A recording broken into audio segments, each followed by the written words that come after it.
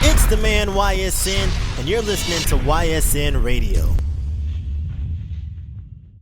Yes, sir, yes, sir, yes, sir. I know what time it is, man. You're rocking with the man YSN. And you're tuned into the episode of YSN Radio, the coolest podcast in the South, man. We are live in Nashville, Tennessee right now, my hometown, in a Peer Space studio. Shout out to Peer Space. Shout out to Lily for booking the space for me, man. I got a very special guest in the building with me right now, man. He's been on this show before. Y'all seen him just a couple weeks ago, or months ago, rather, sharing his thoughts on the Drake and Kendrick situation. We had to bring him in on the show in person, not virtually, man. Got the one and only Mr. King E in the building, man. Welcome back, brother. Appreciate you having me. Happy to be here, bro. No problem at all, man. No problem at all. So, boom, you've been some life-changing moments, man. Some life-changing moments, man. Officially in the dad gang. It says it on the hat.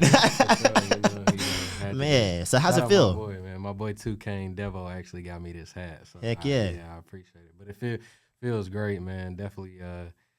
That's the only way I can put it. A life-changing experience. You know yourself going through it. You know, with your daughter. It's just crazy, bro. Like to see something that shares half of your DNA, right? And you know, with being able to have a son with my wife, also her DNA, and just seeing how she's immediately stepped into that mother role. Mm-hmm. Right now, they need the mom a whole lot more than they need me, but just you know, doing all the nuanced stuff, throwing the diapers away, you know, rocking them when she preparing the bottle or going to prepare the bottle myself. Mm-hmm. A lot of that stuff was. A lot of the shit I look forward to the most, you know what I mean? Right. Just being able to hold them and see them. It was a crazy experience. She was in labor for like 26 hours. Damn. Yeah, couldn't move out of that bed. Mm-hmm. So seeing her kind of just go through that, I call her a no-limit soldier. Yeah. You know, she only pushed for 20 minutes and he was out of there. Oh, wow. So he's been acclimating well to, you know, all of our animals at home. They love him, you know. So it's been an amazing, gratifying experience for sure. We're very blessed. That's what's up, man. That definitely is a blessing. I like how you said the labor experience, because I remember when my kid's mom was in labor. That was some of the most intense shit having to watch like in person, you know? And it's kind of crazy because like as a man, you know, it's one of those situations where it's like, what can you really do? Right. You know, exactly. besides just sit and watch. Stand and watch. I tried to do the best comforting techniques and measures I could do. We did a 6-month parenting class through the Vanderbilt midwives. Mm-hmm. And so, you know, our instructor told us to just kind of have those conversations about like, you know, what does comforting techniques to your specific partner look like? My wife loves like words of affirmations, things of that nature. And of course, like, in the heat of the moment, I wasn't sure how, you know, what that was going to look like or how that was going to flow because she could, you know, she's in all that type of intense pain. And I'm just like, oh, you're doing so good. You're doing so good. Right. And, you know, sometimes it works, sometimes it don't. But it was a period where his head he was starting to crown. Yeah. And so like all the doctors were like saying the same thing. And she was laughing after the fact. She was like, I didn't believe none of them. But like, when I went, because I was like holding her legs to like, you know, kind of just get her acclimated and help her with the pushing. And so when I finally saw his head like come out, I was like, yo, like his head is right there. Like, yeah. And the nurse, you know, she grabbed his head and was getting ready to pull him out, and you know the baby be blue and stuff. So like in my head, I'm panicking because I'm like, no, he can't breathe. So I'm like looking at her, I'm like, if you give me like one more good push, he's gonna slide right out of it. And so they were saying all the exact same things, but she was like, you know, when you said that, it was like, I didn't see anybody else in the room. I didn't hear anything else. I was just like, all right. And she pushed that last time and he came straight out. She like threw him. It was so funny. She threw him like right on her belly because she was like, you know, going into shock. Right. And it was like so crazy to see kind of all of the painful emotions immediately get like sucked back into her body. And she was like, immediately into the comforting mode, like, and I couldn't even like cry in that moment. It was like a sporting event. Like I felt like I was like your team just won. I was telling my homies it felt like she had just hit an and one. So like all I could do was be like, let's go. Fuck yeah, let's go. Yeah, literally like so it was just like so cool the whole like experience because it felt like eternity, but like it was only about 15, 20 minutes. Right. And then it was like the shock of like, oh shit, like he's actually here. Facts. And I know my experience was a tad bit different because she was in labor. We had got there like 2 a.m. We were supposed to, my daughter was born on the 8th of October. She was supposed to be born on the 7th. Oh, wow. But so they told us, you're not supposed to eat and, things for like the hours leading up to it. And so I took her to this buffet. You took her to a buffet? You feel me? Because we had to she was like, you can't eat like 12 hours before, you're supposed to come in. So that morning we got up, I took her to a buffet, you know what I'm saying? We pigged the fuck out, you know what I mean? So I was like, shoot, we in this together. And then after we stuffed our faces, bro, we just riding around, just waiting for them to call us. They didn't call us at damn 2 o'clock in the morning. Oh my God. At this point, I'm kind of frustrated because, all right, you can't eat, but nigga, I'm hungry. You know what I'm saying? So, but we get to the hospital, everything. So they do what they got to do, and we just waiting. Waiting. And then hours and hours had passed, and then I was like, all right, I got to get something to eat. You feel me? I'm sorry. And then so hours and more hours had passed, and like they ended up having to do an emergency C-section. Okay, so they were like, they moving into like the different positions, and it just wasn't happening. And then it was kind of scary at first because you see like the heart monitor on there, and then it started to take a little bit of a dip, and I'm just like, and then you feel me? And then like everyone, like the doctor's like, okay, yeah, we're gonna have to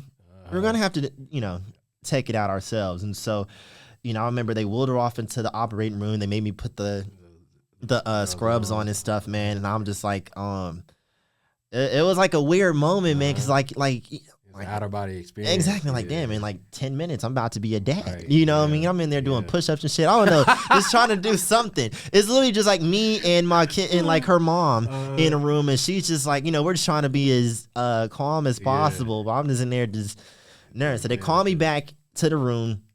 We get there, man. And you know how like the lethal interjection table? That's how it was. They had her like on this table, man, and this big curtain, and all you could see is her belly with the big light on it. And I'm just like, oh my gosh. It was like a real operation. It was crazy. Yeah. So boom, they have me like on the back of the curtain where all I see is her face. And they get to working. And only thing I can do in the moment was I was just telling her jokes, like corny dad jokes, you know what I mean? Because like I had watched like a bunch of videos of childbirth, like both C-section and natural, and I knew on the other side of that curtain was a tragedy. Right. It was.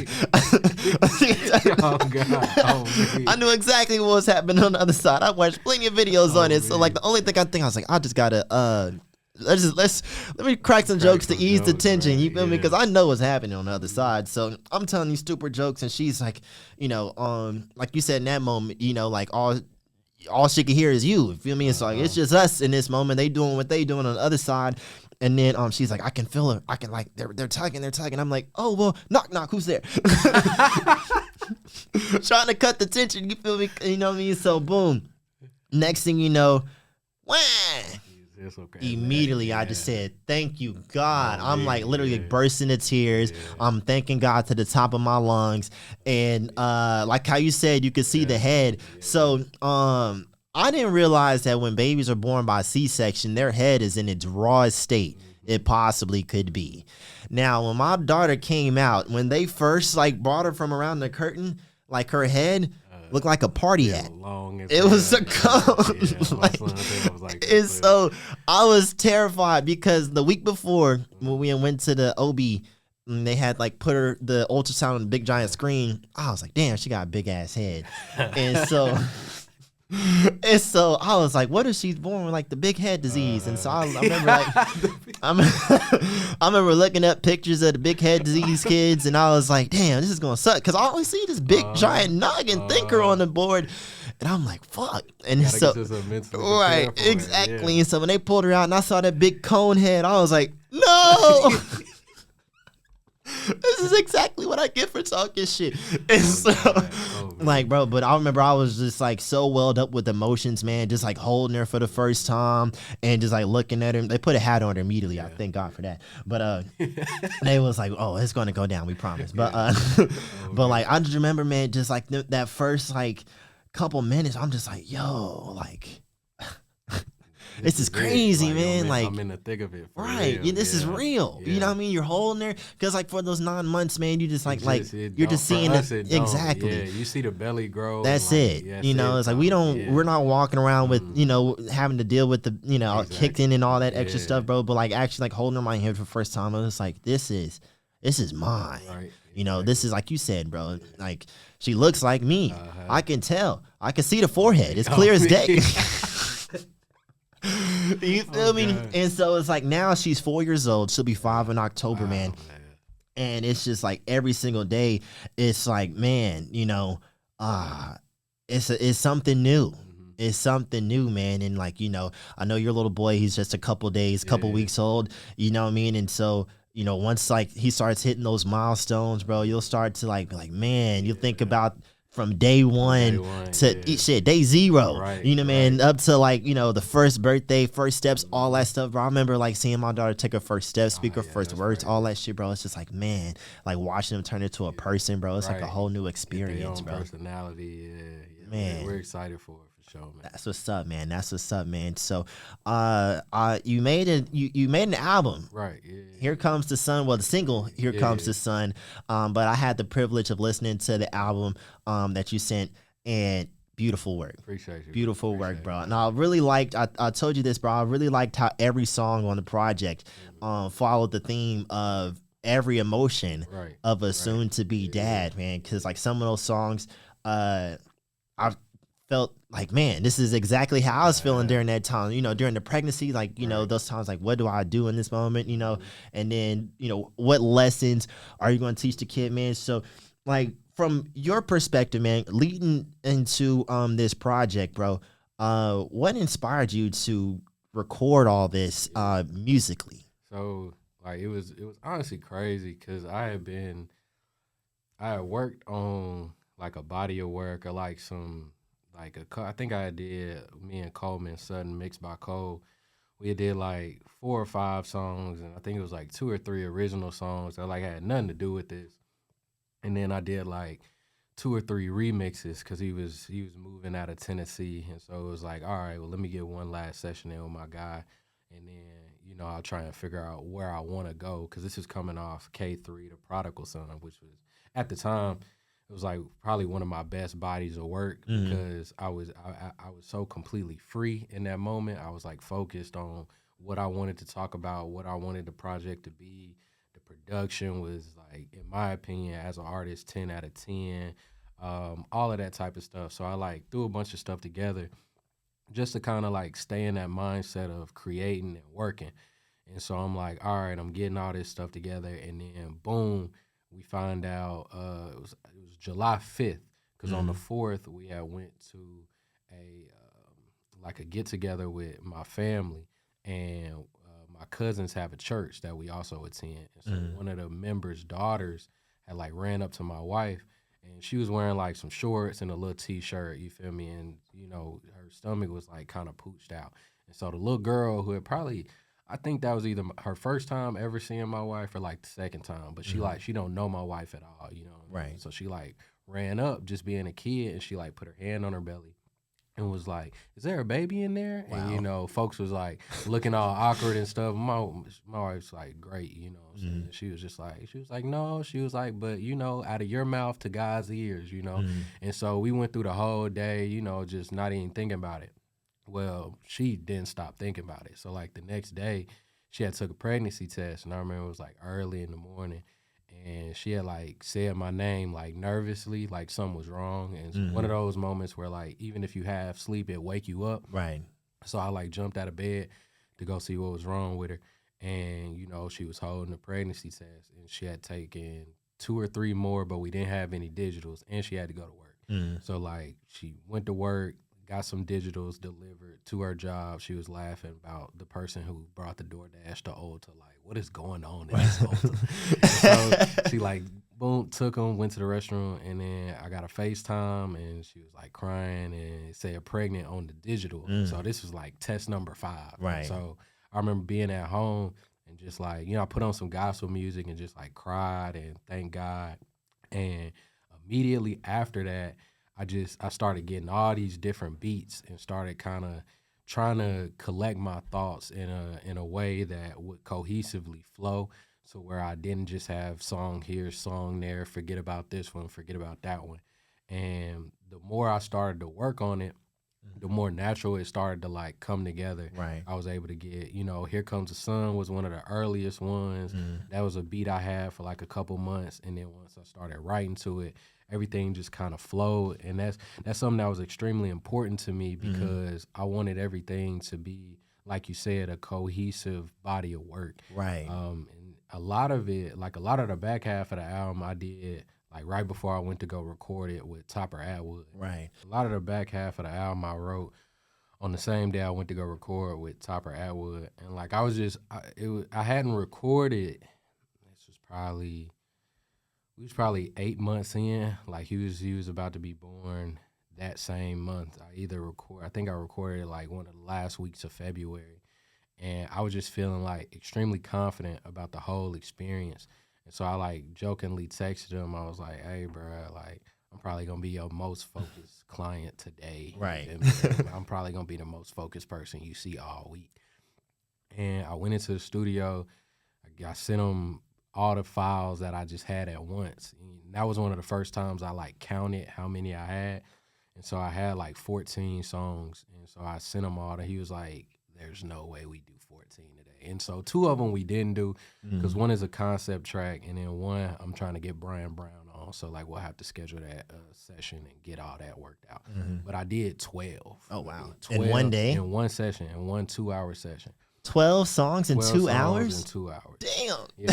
So like I was like fully focused. And so, and this is something I know about my music and myself in general, especially as I've grown as an artist and got older. I've always kind of pride myself in my storytelling ability, my ability to resonate with people and kind of give them a visual of like what I'm speaking about. And so I kind of like lose sight of like, okay, I'm gonna have a hook on this song or a hook on this song, like the typical traditional, I'll say the label strong structure, where you got like a hook, a verse, another hook. Nowadays it'll be that short, or like back in our day when we was kids, they give you a hook, verse, hook, bridge, maybe one more verse. I used to love doing stuff like that. But then, as we've talked about in some of our other interviews, and just we've grown with music, people's attention spans have kind of dwindled a little bit. No, for sure. And I struggle with that, because I don't ever want to kind of have to dumb down my music or put myself in some type of crunch. Right. But I wanted to really give my fans, or people who really love my music and people who have, given me advice and critiques over the years, I wanted to give them that, but also remain true to myself. So a lot of the songs is 2 minutes, 15 seconds. But I don't have no hooks. It's just all me rapping. So it was very easy to just get in there, start going, stop it, look back, we good. I probably throw some ad-libs on there, but that was it. Right. So it was easy to like float through those songs just like that. And because I really believed in what I was talking about and I was excited about the whole process, it's probably one of my best works to date. Yeah. That I'd consider out of anything I've made. And not just because it's about my son, which is like we've discussed, a very life-changing event, a very like serious matter. It's because of the intention I put behind it. You know what I'm saying? So I appreciate you listening to it. I sent it to a couple of other people, and they were like, "Bro, I don't got nothing for you. Like, this is great. Facts. We ready for it to drop." So Facts. It'll be out real soon. I like that, man. I like that, bro. And I like how you said you 12 songs in 2 hours. I'm trying to compute the math, man. That's like what, 120 minutes? That's like a song every 10 minutes. Brooklyn Media just walked in. What's up, bro?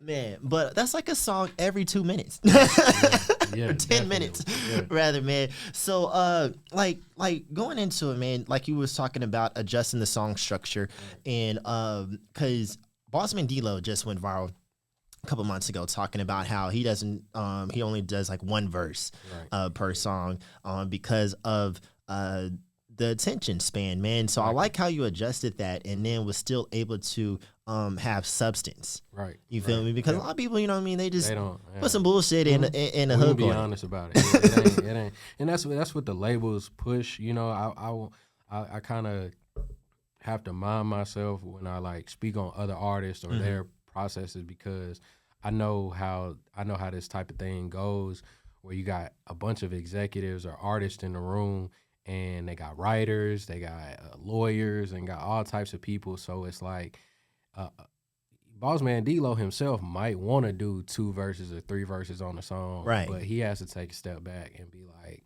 okay, I can't, because they want this from me, they want that from me. So being just independent in myself, you know, having that type of creative freedom, I'm able to take a step back and look at it from that type of perspective and be like, man, I don't have anybody telling me that, you know, I kind of was able to just do it out the kindness of my own heart, you know, and it was a little smart on my end as well, because, you know, I don't want to pigeonhole myself too much. Right. You know, I listened to my peers who was like, I know you don't like doing this. I know you could probably add another verse, and I had some people who were like, dang, bro. That's like, it? like, I wish this was a little bit longer. And the same people who was like, bro, this could be on some of my older songs, like, bro, this could have been a little shorter. This could have, so, you know, you always gonna have those type of moments. But thankfully for me, how I knew this one was like a little bit different than the other ones is, I typically, and any artist might agree with this, you're always gonna like record a song and then immediately hear it, even if it's exactly what you want it to sound like. A day from then, maybe a couple hours even, sometimes you're gonna look back and be like, I could have said this line better. Right. I could have changed this word out. I could have, and I usually struggle with that the absolute most. Right. Especially after I smoke a blunt. Because once you get high, you start hearing different things about the music. You start hearing the producer breathing and shit. Like, why is this nigga? So with this project though, I had like none of that. Like, in fact, every time I like played it back or listened to this one, even when I was critiquing myself, I was able to like get myself out of that mindset and be like, nah, like that's exactly what you were supposed to do. Right. And I was able to do that on every single song, which like I can say definitively has never happened for me in any project I've ever dropped. You know, I've always been the type of person, and I tell a lot of my friends that I've worked with since I started rapping in this area in Hendersonville, you know, when we put it out, it was meant to be put out the way it was put out. Right. Even when I listen back to my older songs and I'm like, like my breath control wasn't the best right here. I genuinely feel like that because it's every part of the process. Like, you can go to my next album or my next song after that and be like, okay, he didn't do that this time. Like, he learned from it. So listening to this album, it's really the culmination of like everything I've ever gone through musically, intertwined with like, dang, like everything I've talked about in my music, because I talk about my life so much in my music. Right. You can intertwine that all with the fact of like, man, this is how he feels having a son now, or like having his first child. So Facts. I think it was honestly the perfect storm, the perfect blend of like everything I've ever gone through, all put on the wax. Right. You know, coming to a head, man. Exactly. So moving forward, looking into the future, man, if what's your son's name? Sorry, my son's name, Maverick. So if Maverick wants to become a rapper one day, you going for it? Yeah. Because you know, a lot of people won't agree with me on this, or you know, some people will, but like I've always had the stance of like anybody can be an artist. Right. Anybody can be a rapper. Anybody can be a country music artist, an EDM artist, a pop artist. It's all about the intention you put behind it and the dedication to your craft, you know, taking advice, listening to having good people in your corner, like all those type of things.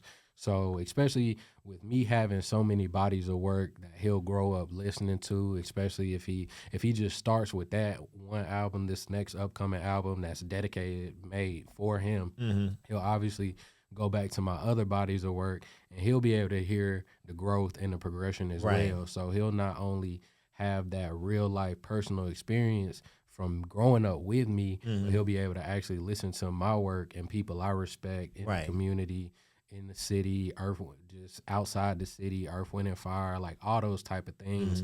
And so if one day he get the music bug, of course I'll be all for it. I have to teach him what come with it. Yeah, but I'll definitely be supportive of whatever he does. I can dig it, man. I like how you said he'll be able to go back through your discography. I'll talk about this all the time, man. The state of physical media. Right. Everything is digital nowadays, which is great, you feel me, in the time. But, like, you think about, like, 10, 20, 30 years, 50, 60, everything was, like, you could hold the music, a record, a CD, a tape, you know? So in 2038, when he's 18, you feel me? Who knows if Apple Music and Spotify is still going to be around? Are you going to put your music on a physical, some type of physical means so he could actually have to hold it? Definitely. So I have a hard drive that has like all of my masters and all of that. But outside of that, because like you said, physical media is so important, I'm going to put it all on a CD as well. So like, even if CD players are obsolete, which they kind of are now, for sure, I'll still be able to put it in a type of medium for him to be able to sit back and play it and hold it tangibly. Right. Definitely. You got to put in a safe. Right. And be like, some safe deposit box, literally. Right. Yeah. So nothing happens to it. I feel that, man. Because I know I go home. My mom is always like getting on me about like taking my old stuff from my childhood out of her house. I'm like, but you own the house. I'm in an apartment. You're not going nowhere. Why can't I just leave it here? So I come home one day and she's trying to throw away an old VHS tape I had of like Power Rangers, Day of the Dumpster. No, you can't have that. You can't throw this shit away. This is some classic Power Ranger shit on a VHS tape. In 2038, that might be worth $1 million. Exactly. And she was like, do you have a VCR? That's not the point. I can go to the pawn shop and get one. Exactly. That is not the point. I'm saying 50 years from now, when everyone is like, oh, what the hell was the Power Rangers? Day of the Dumpster right here. You feel me? Granted, finding a VCR, that might be a challenge in 2050. But hey, man, that's going to be worth a good $1 billion one day. And she was just going to throw it in the trash. Can't throw that in the trash. Exactly, man. I feel like we're starting to see a resurgence in physical media. You know, a lot of people are developing appreciation for vinyls. Mainly vinyls. You don't see people getting CDs and like that anymore, tapes. But like, I like how the vinyl community is starting to grow a lot, and a lot of even new artists are putting their projects on records as well. And so I like to see that. I like to see physical media make a comeback. Hopefully, print media, I don't see that becoming like as prominent as vinyls at all. But like all these articles that out here, you know, they could just lose the domain, and that's so many lost articles, interviews, you feel me? So like with magazines, you know, there's a lot of people who collect old Playboys or things like that. I don't know why I use Playboy as an example, but you know, you get the point. You know, man, but hopefully people start to create more physical media for this new age. You know what I mean? Because if everything just stays on the internet, man, we're gonna lose an entire generation of history. Exactly. You know? I agree. I completely agree. Moving forward, man, I want to talk to you about this. So you speak a lot in your music about, you say your dad was a pastor, correct? Right. Yeah, my mother as well. Gotcha. So growing up in the church, man, I know you've seen Marvin Sapp. Yeah. Just went viral, locking down his church until he got 40 grand, 40 bands out the congregation. Lock the doors. Lock the doors.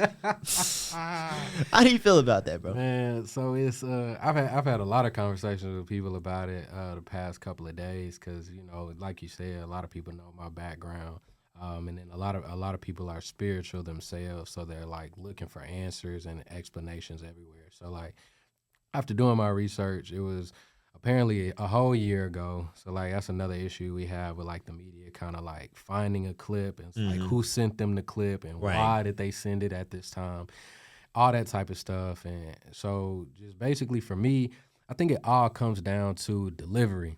I've been in those situations where a pastor or bishop is trying to raise a specific amount of money, say for a building fund, they want to build a family life center, they want to do whatever. And so during the offering, they will tell the congregation, I would love to raise this amount of money, right? But it's certain ways about your delivery that you have to go about it, because you have to protect the integrity of not only yourself, like Marvin Sapp and his whole entire career is being put up for discussion because of the words he chose to use. Right. You know, like a lot of people was like, well, he said lock the doors because at these type of conventions where I also grew up going, you have vendors, you have different like workshops and stuff going on all at the same time. So it's probably a bunch of people like walking through and there's commotion. And so I'll give him grace on the fact that like he said, offering is also a part of worship when you have like these larger scale type of offerings or larger scale type of services because it's so many people. At the same time, though, like it could have been an emergency. Somebody could have only been there for an allotted amount of time and they got to get to work. And so his delivery is where I'll say he kind of messed up at, because of course people are only going to look on that. They talking about what type of watch he had on, and you're asking for $20, you got a rollie on. and telling all the men in the pulpit that it costs to be up there and they need to give $100, which like some of them, they probably agreed with that and they probably gave and they were cheerful givers, just like some people in the crowd. They probably didn't think he said anything wrong and they gave their 20, and people online who were watching, they wanted to do, what the steward of God was asking them to do. Right. And that's where you have to be extremely careful, because like you just mentioned with the church these days, like so many people have traumatic instances of stories that they've felt in church. And all of their experiences are valid. And that's the thing I try and get people to understand the most, is that the church is just a building, a place for community, worship, obviously, but the connection and the spiritual relationship you have with God is your own, So when you're in a position of power or influence, you have to be extremely careful about how you convey that to other people, because at any given time, just in life in general, somebody can feel whatever way they want to about what you said. Facts. So the least you could do is kind of protect yourself and protect the integrity of what you're standing upon by the words you choose. For sure. If that makes sense. Yeah. I feel like especially in church is a very sensitive moment. You know what I mean? Yeah, because this is people's faith. You feel me? You don't know what people are going through. I'll think about it from the sense of like, imagine I'm going to church. I just lost my job. This nigga talking about lock the doors and give me $20. You ain't gonna do nothing but spend that money on eat. What if that's my last 20 for rent and you grouping me with everybody else that's finna go eat? Like, talking about y'all ain't gonna do nothing but go to the restaurant. Yeah, man. What the fuck I'm not now? You know what I'm saying? So it's like I feel like that's such a sensitive moment, because people seek church as kind of like a refuge to save them from whatever they're going through. 100%. You know what I mean? I got my Sunday's best on, yes, but like my pockets are empty.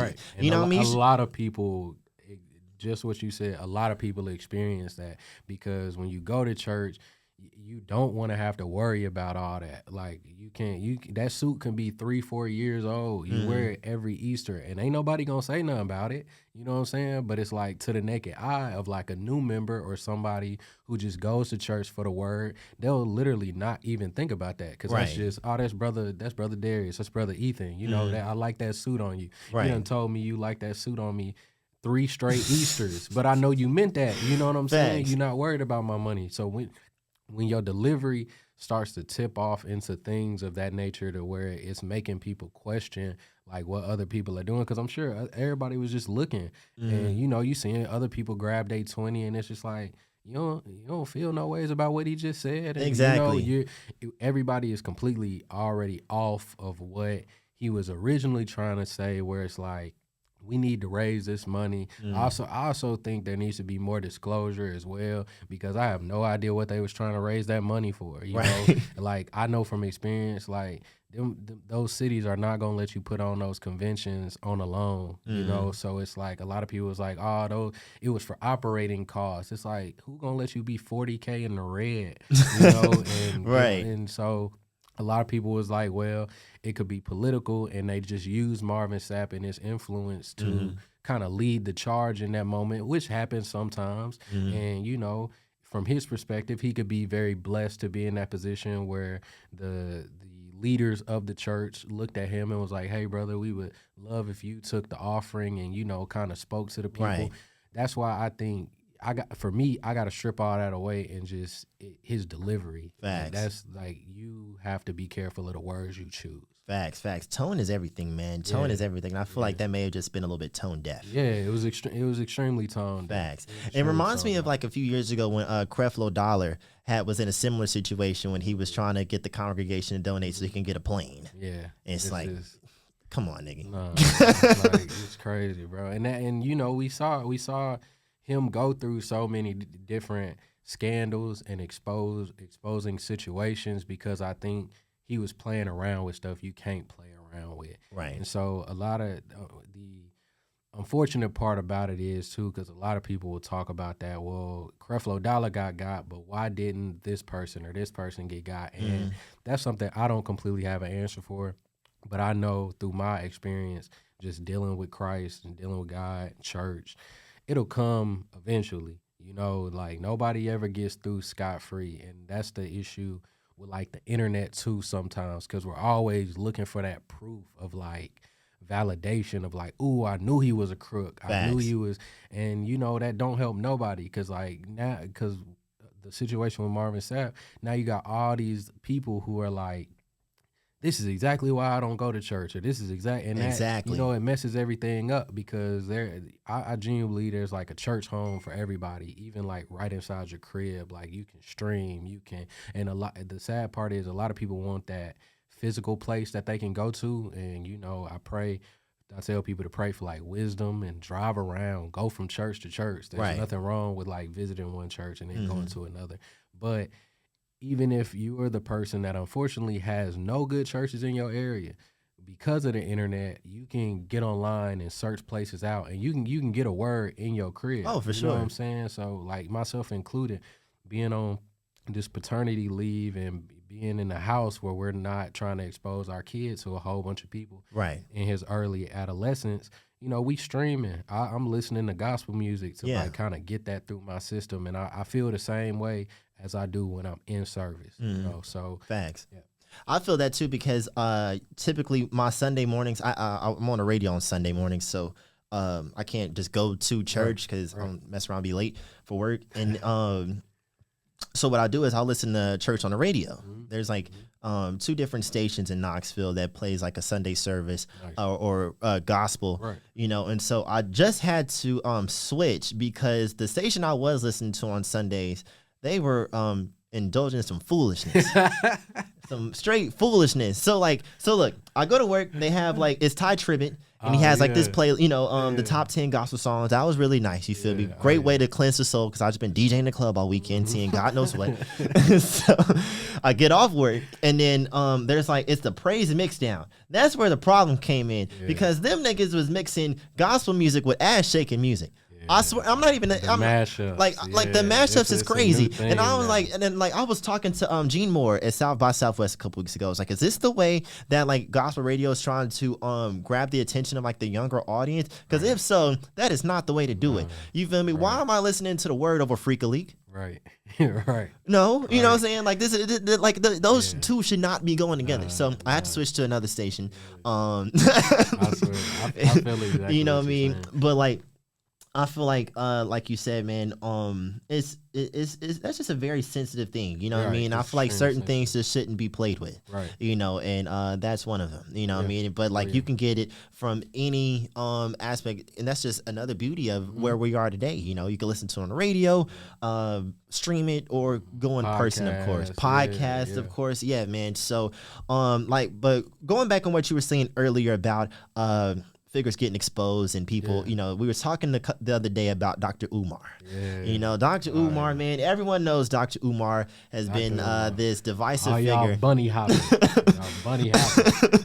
He's been like at the forefront of the neo black national movement for quite some time, man. But I feel like in the recent years, he's been turning into a meme. And he's been getting exposed a lot lately. You feel me, with the daughter thing and the school that's been under construction for like 15 years now, man. I know we were talking about that the other day, man. So what are your thoughts on Dr. Umar and all the backlash he's been getting recently? Again, you know, kind of just like I said, when you are, and you know, like the Bible says, let he who is without sin cast the first stone. You know, I'm in no way perfect. Dr. Umar is in no way perfect. But when you are doing things that kind of go against what you're preaching or teaching, or you're doing things trying to be shady in the background that contradict what you're working towards. And like we was talking about delivery, with him being such an intense person, and let him tell it, is because I believe in the success of Black people so much, and right. that's extremely valid. And just like the church, is something people have to be extremely careful with, because as you and I both know, everybody in this room, African American, we want to feel something. Like Facts. we want to be included. We want to have our own. We want to be able to buy a house. We want to be able to buy a car. We want to be able to go to college and afford it. We want to be able to get promotions at jobs and all those things. And he touches on all of those things at such an intense rate. But at the same time, we can all agree that he clearly does not care to like alienate a portion of his fan base or his core base. Like right. He said it plenty of times. It's not even really just the bunny hoppers. It's people who can like sympathize with the bunny hoppers or understand that type of thing. And like, I think that type of stuff don't make no sense at all. Like, right. You have like whatever philosophy you think you have or you're trying to come up with, all it does is divide people. Facts. And he said multiple times, like, he doesn't care about that. Those people can stay on that side. And obviously, like me, I can just read it and be like, all right, all right. And then I could look at a clip where he not on none of that. His delivery is great. He's actually saying something feasible. And I could be like, I agree with that. That was a really good message. Like, cool. Like, I could be down with that. But other people are not as sensible. So when you start multiplying that crowd by the hundreds of thousands, 500,000, a million, those people are going to be extremely angry. And we know that about life. Like, people will love to tear you down, especially with social media and the internet. I knew that nigga was fake. You know what I'm saying? They can't wait. So a lot of that is a product of that. A lot of the stuff that you'll see about him and people being happy that he's getting exposed and this, that, and the other. Because at the end of the day, like, right is right and wrong is wrong. Like, it don't matter if you got your own definition for right and wrong. Like, as a collective society and like, stripping all the race away and this, that, and the other, people as human beings who like don't live off social media, they live real, actual lives. They go to work every day. They take care of their family. Good neighbor. They don't mess with nobody.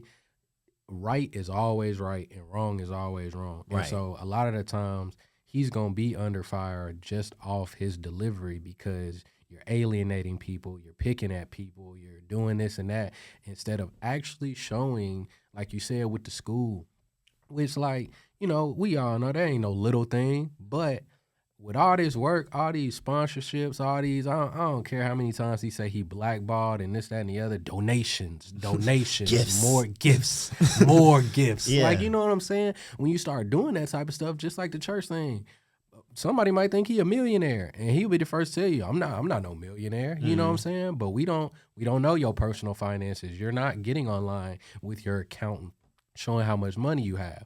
So naturally, because of that, the longer time it gets, there's going to be a group of people who's like, he's a scammer. Facts. No, he's a scammer. And the more we don't see viable information, a person like me, even though I don't completely agree or care, I can look back at it and be like, he might be a scammer. Yeah. You know what I'm saying? Because I don't see nothing yet. You're not seeing no product. I don't see no product. You know what I'm saying? And that's not like progress, because like anybody can get online with a good message. And I would say you're helping, because your following is going to see that. Whoever shares it, their followers are going to see that. And as long as you change somebody's way of thinking or get in their head to kind of like help shift their perspective, you're making a difference. Fact. I want to talk about that, man, because you see that a lot of online activism. You feel me? People posting the carousels of whatever is going on in the world, man. I've recently gotten into a way of thinking, man, of like, yes, it's great to spread message and advocacy awareness about different things online, but I feel like after a certain amount of time, that's just futile. Yeah. Because like if Dr.Umar, for like going back on your point, he's going to all these radio shows, podcasts, doing all these lives, preaching, but we're not seeing anything in real life. All we see is just internet stuff. You know, after a certain point, I feel like it's time to get off the phone and make some shit happen in your community. That's where the real work lies, you know, because at this point, everyone's aware. Right. How much more awareness is there to spread? Right. I completely agree. I think I'm with you on that, but because of like to the time point we live in where everybody wants content, I think you just have to shift the content. Like, show me that. Like, go, instead of just being in your car screaming or being outside looking all deep in the camera and stuff, show me you going out to the community, doing these drives or doing these things. I see him at all these different rallies where he's selling out these conference rooms. But like you said, when people show a clip of what he's actually talking about, it's the same thing I heard you talk about on the Joe Budden podcast. Exactly. You're selling tickets. Like, if you then give me a clip of that and then you say like, hey, this is the money I made from those tickets. Boom, I'm in West New Jersey right now. I got 500 turkeys. We finna go hand them out. Facts. You know what I'm saying? Or I'm doing a clothing drive, and then you actually show me the clothing drive. Here's a link online to where you can go and you can donate to my food bank. And here is us last week. We went all the way to New Mexico. We went all the way to Brooklyn, New York. I'm handing out clothes. I'm handing out food. That's where I believe you can blend the message with the actual movement. Exactly. Because you got to show people the movement. The movement can't just be donations and gifts, because monetary support is just monetary support. That's more dangerous than anything else. Because I'm gonna be honest with you, bro. I don't really donate to those charities, man. Like, anytime I see someone like post a GoFundMe for Yemen or whatever the fuck, like, how the fuck is my $5 gonna, you know, like, and a lot of people feel like that, bro. A lot of people feel and that may be flawed on my part, I admit that, you know what I mean? But like, as we have seen time and time again, people use these causes as a money grab. You know what I mean? They prey on people's what's the word? Their desire to help. Right. You know what I mean? So it's like, and I've seen it time and time again. We all have. You feel me? With like the BLM movement. Like, the lady started that organization at the perfect time and took all those people's money, buy mansions, boats, and shit. You know what I mean? So it's like, and that was supposed to be a movement to help our people. And in turn, it took a phrase, turned it into a business, and they were able to systematically erase the phrase because everybody wanted to talk about the flawed business. Exactly. And it just took away from the greater message, because now everyone on that side who is using that, the remote has been here the entire that's anyways. Everyone is like when they think Black Lives Matter or BLM, is not the message anymore. It's just the group, the company. You know what I mean? And didn't those folks get exposed, bro? Like, it's a phrase, like it's a sentence. You know, it's just I just feel like the internet is too easy. It's too easy, and I've started to apply that to my own life. You know what I mean? It's like last week when I was speaking at those kids at the community center, is everything is a representation matters. Representation matters. Oh, they post a picture of Quinta Brunson on ABC. Oh, representation matters. Great, you know. But what are you doing to show that representation matters in your community? Quinta Brunson don't know you.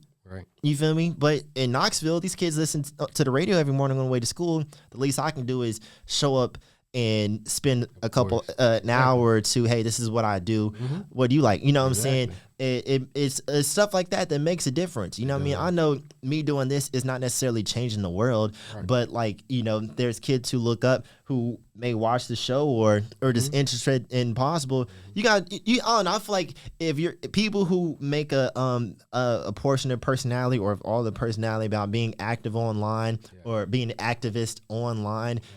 Bro, you gotta get in the field, bro. You gotta be in the field, man, because that's the easy way. That's the easy way, man. And I feel like Dr. Umar is starting to suffer that because Grant, I'm not saying he's not in the community because we all know he is. If you really tapped in for real, you know he's in the community, bro. But like these new niggas don't know shit about shit. No, all they that's the problem, bro. I was just talking about that with my homie, man. It's like I may sound like a bitter old nigga unk. You feel me? I just turned 27. I am in unk territory now, bro. But I cannot stand new niggas, bro. They don't know a damn thing about a damn thing, man. And so all they see is the black queens forever, snow bunnies never, and they think, oh, this is all that Dr. Umar is about. They don't know anything about garbage. They don't. They can't tell you nothing about Pan-Africanism, nothing about the Black National Movement, nothing about Marcus Garvey. It's all snow bunnies never. You feel me? He's turning into a meme, bro, because these new niggas don't know anything. You feel me? And so, bro, I feel like we need to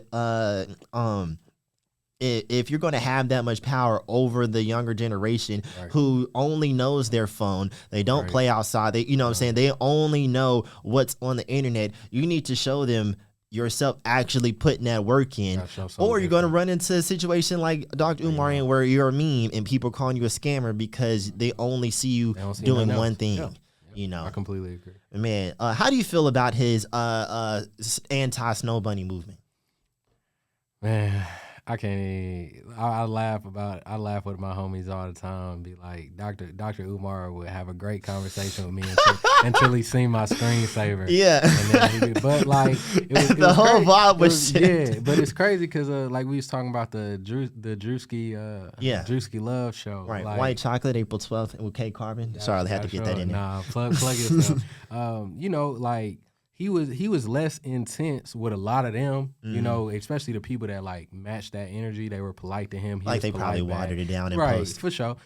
But it would be a situation like that where like he wouldn't be like calling me stupid or idiot or anything like that. But we would definitely have obvious differences because like I've never like lived my life really caring about that. Like my mom likes to attribute it to the fact she had me in these really nice areas, which unfortunately, because of the systematic things that Dr. Umar references and that we just know about life, because my mom was born in '64 in Jasper, Alabama, height of the civil rights movement. Oh, yeah. My aunties were spit on, these things of that nature, like all the, like these real intense things. And it's not that as you get older, some of that get lost, you know, even though unfortunately a little bit of it does, but that's the beauty of like growth and expansion. Like I've never been spit on. Like I could probably count on one hand the times I've like really been in a situation where like I felt like somebody was being racist towards me. Like I don't even think I can count on one hand the amount of times somebody's called me the N-word with a hard R. Right. And I'm just one person. Facts. You know, somebody else who has that perspective, it's a very real perspective for them.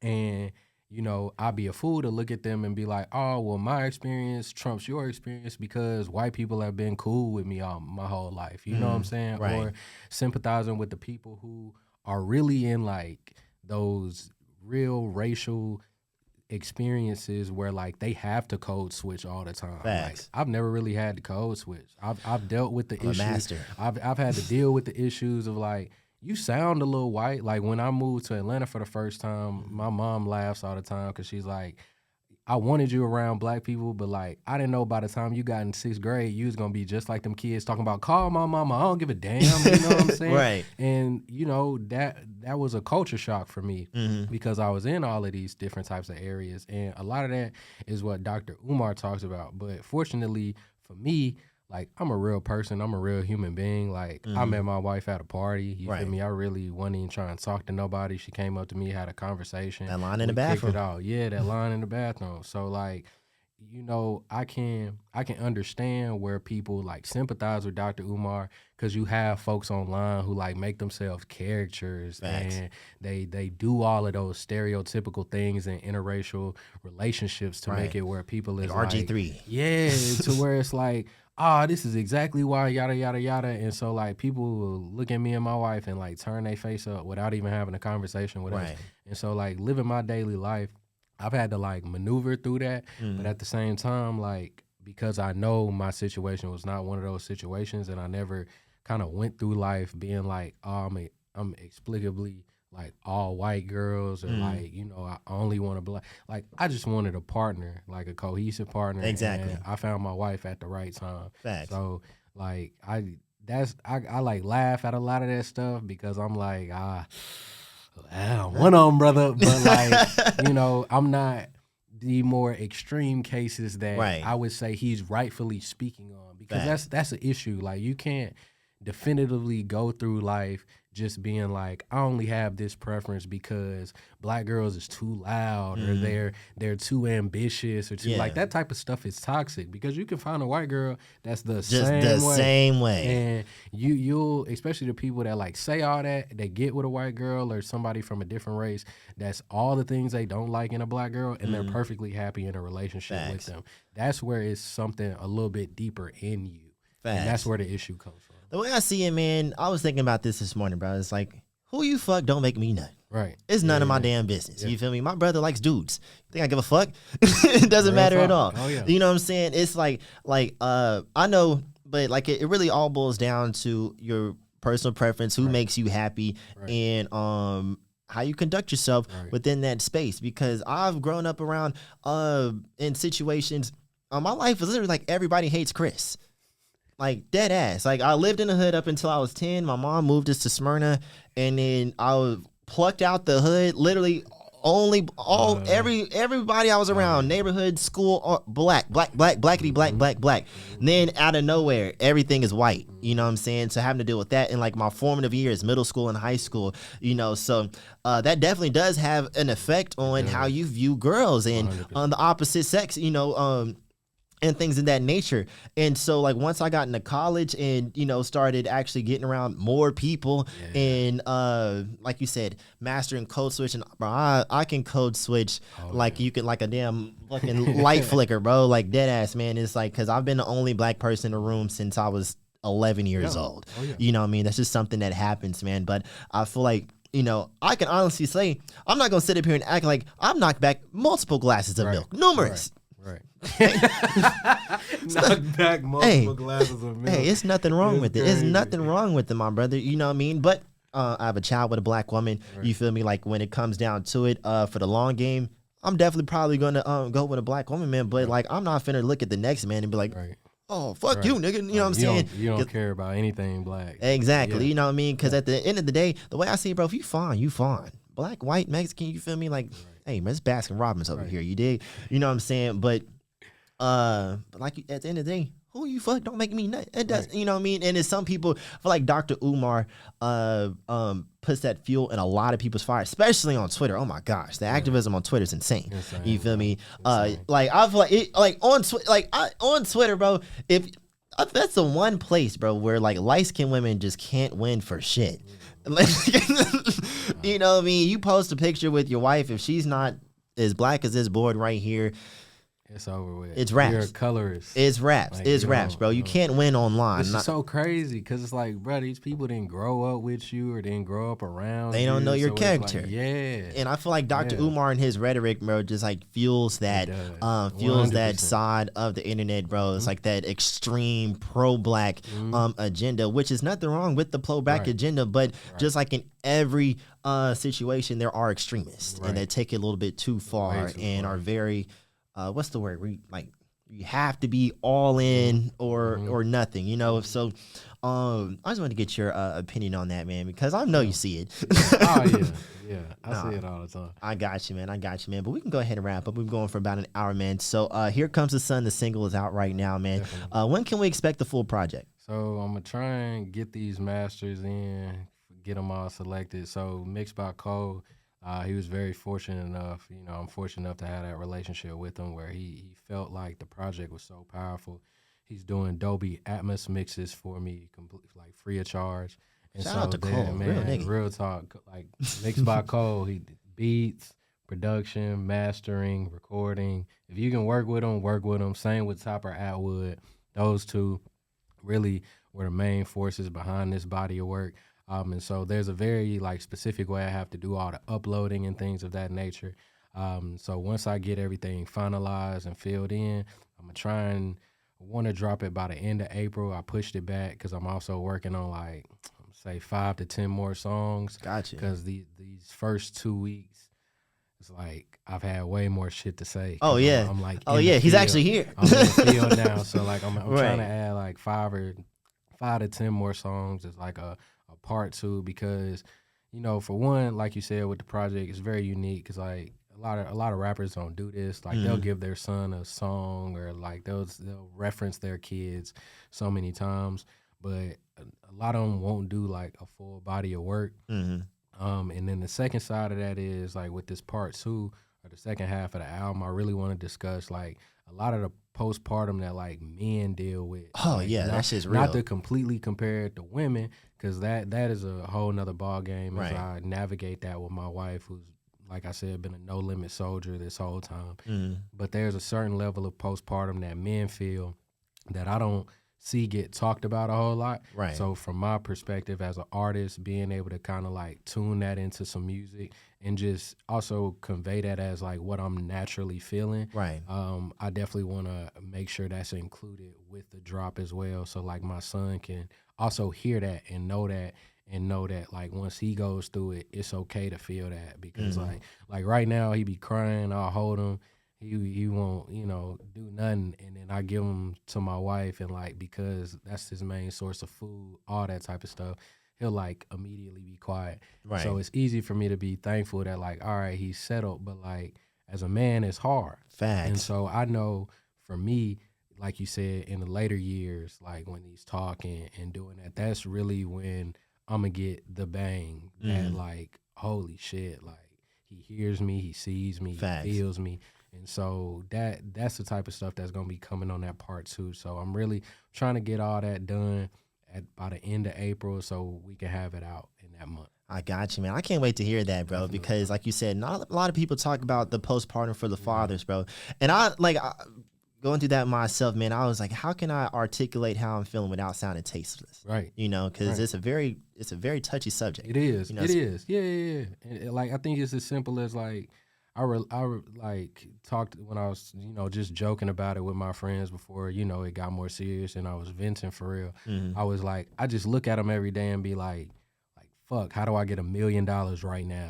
Like you know what I'm saying? Like I gotta get it by tomorrow. Facts. And so a lot of men like feel that, and because there's not a lot of resources, or like they might not have the strongest friend group, that's where you get the disconnect of like people who are able to, and I hate saying like suck it up, because that's more of the toxic masculinity that I'm like trying to break away from. You have the difference between people who like push through, become self-aware, they pray, they read, they do the work to like kind of recognize those emotions, fix those emotions, put them in the back of their mind and be efficient. And then you have the people who like succumb to those emotions and they crash out. This ain't for me. I don't want nothing to do with the kid. All of that can stem simply from them feeling inadequate, like in those after the baby come moments. Facts. And I dealt with that with myself, because I was the only person in my friend group to have a kid for the longest, and then they ain't know nothing about what you was going exactly. You feel me? Like, who do I talk to? You know what I mean? Besides like niggas who kids are my age, you know what I'm saying? So that I think that definitely needs to be talked about, man, because there's a lot of guys in your shoes who have been in your shoes or are going to be in your shoes, man, who could use those words, man. Use those words, man. So I appreciate you actually doing that, man. So boom, let the people know, where can they find you on social media? How can they keep up with you? So one King Ethan on Instagram, believe Twitter is the same, man. Ethan Henry Mitchell on Facebook, bro. Like I'm a real normal person. On Spotify, Apple Music, anywhere you find your music, I'm under King E. And yeah, bro, like just, man, stream the music, reach out to me, let me know if you liked it, let me know what you didn't like, bro. I'm a very accessible person as far as like those mediums go, because I love being able to connect with my fans. Like I'm trying to do more of the content now, because like that's the age we're in, but like at the end of the day, I've had to like have these conversations with myself. The content I'm in, like interviews with you, What Sleep TV, people I like really, really respect that just fuck with me off the love, that type of thing. I'm always gonna rock with y'all. Like, y'all always make me feel the most comfortable because it's genuine. Right. Even my personal content is gonna be like that. So like my Instagram is just a normal person's Instagram. Facts. You know, I just also happen to do music. And so it's gonna remain that way, but I'm also trying to do little things now in the upcoming months just to really help bolster this rollout because it means that much to me. Facts. I mean, you know, dedicating it to my son and all that. But definitely, man, like, check me out on all those platforms. I appreciate y'all rocking with me. Appreciate you always rocking with me, man. Coolest podcast in the South, the nation, for real. Honestly, man. Like, you do great interviews every time because you a real person as well. I appreciate that. You're not a character. A lot of these guys be characters out here, man. It's just, you know, it's just nothing but content, and then it fades away because all you was doing was promoting a song or a video, you know, like I try and let people see who I am as a person because that's the thing that's gonna make them come back every time. Facts, and I appreciate that, man. I tell people all the time, I've been like this all my life. All my life. Nigga, it just started making sense. It just started making sense, man. Well, I appreciate your time, bro. Once again, man. Thank you. Always a pleasure having you on. If you made it this far, if you're listening, make sure you check out all the other episodes, man. Anywhere you get your podcast from, Spotify, Apple Podcasts, Amazon, iHeart, anywhere you stream your podcast from. If you're watching, like, comment, subscribe, all the YouTube jazz. I'm trying to get my YouTube numbers like my nigga Brooklyn over here. We're going to get there one day. We're going to get there one day, man. Make sure you tap in with King E, man. Follow us on Instagram, TikTok, YSN Radio. Check out the website, ysnradio.com. Until next time, same place. It's the coolest podcast in the South, YSN Radio. Let's go.